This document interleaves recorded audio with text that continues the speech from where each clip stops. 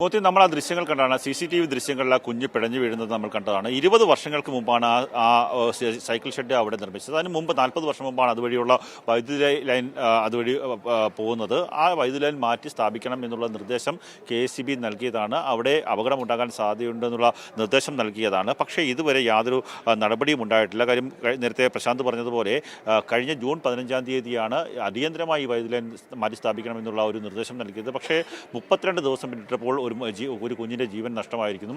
ആ നഷ്ടമായ സമയത്ത് പോലും നടപടിയെടുക്കാൻ അധികൃതർ തയ്യാറായില്ല. നേരത്തെ നടപടി സ്വീകരിച്ചിരുന്നെങ്കിൽ ആ കുഞ്ഞിൻ്റെ ജീവൻ നഷ്ടമാകില്ലായിരുന്നു. ഈ സ്കൂൾ മുറ്റത്ത് അവർ ഓടിക്കളിക്കുന്ന ഒരു അവസ്ഥ ഉണ്ടാകുമായിരുന്നു. നമ്മൾ ഈ ഷെഡ് പരിശോധിച്ചിട്ട് അതിന് എന്തെങ്കിലും ഒരു അനുമതിയുള്ള ഷെഡാണോ അത്? അല്ല, ഞാൻ പഞ്ചായത്തുമായിട്ടും ബന്ധപ്പെട്ടു. പഞ്ചായത്ത് പ്രസിഡന്റ് ഇവിടെയുണ്ട്.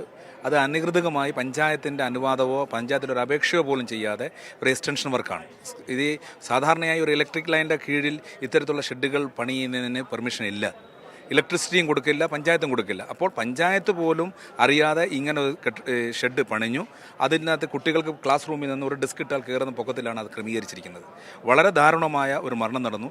ഇത് മാനേജ്മെൻറ്റ്, സ്കൂൾ മാനേജ്മെൻറ്റിൻ്റെ ഭാഗത്തു നിന്നുള്ള വളരെ ഇതിനൊക്കെ ആരാണ് അനുമതി കൊടുക്കുന്നത്? കാര്യം ഇവിടെ പരിശോധന നടത്തേണ്ടതല്ലേ? ഇപ്പം സ്കൂൾ മാനേജ്മെൻറ്റിൻ്റെ ഒരു സമ്മർദ്ദഫലമായിട്ടായിരിക്കാമോ ഇങ്ങനെ ഒരു പരിശോധന ഇല്ലാതെ പോയത്? തീർച്ചയായും. ഇത് ഇവിടെ വന്നിട്ട് ഫ്രണ്ടിൽ നല്ല മനോഹരമായ ഗേറ്റ്, ഇങ്ങോട്ട് വരുമ്പോൾ വളരെ വലിയൊരു കെട്ടിടം.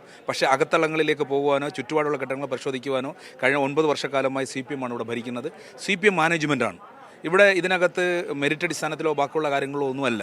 CPM-നും DYFIക്കും വേണ്ടി മുദ്രാവാക്യം വിളിക്കുന്ന ആളുകളെ അതിൻ്റെ അടിസ്ഥാനത്തിൽ പൈസ വാങ്ങി നിയമിക്കുന്ന ഒരു ചുറ്റുവട്ടമാണ് ഇവിടെയുള്ളത്. ഈ വൈദ്യുതി ലൈൻ മാറ്റണമെന്നുള്ള നേരത്തെയുള്ള നിർദ്ദേശമായിരുന്നല്ലോ, അതിന് എന്തെങ്കിലും നടപടി ഉണ്ടായിട്ടുണ്ടോ? അല്ല, സാധാരണ ഇലക്ട്രിസിറ്റി ചെയ്യുന്നത് ഇത്തരത്തിലുള്ള കെട്ടിടങ്ങൾ വരുമ്പോൾ ഈ മാനേജ്മെൻറ്റിന് നോട്ടീസ് കൊടുക്കും.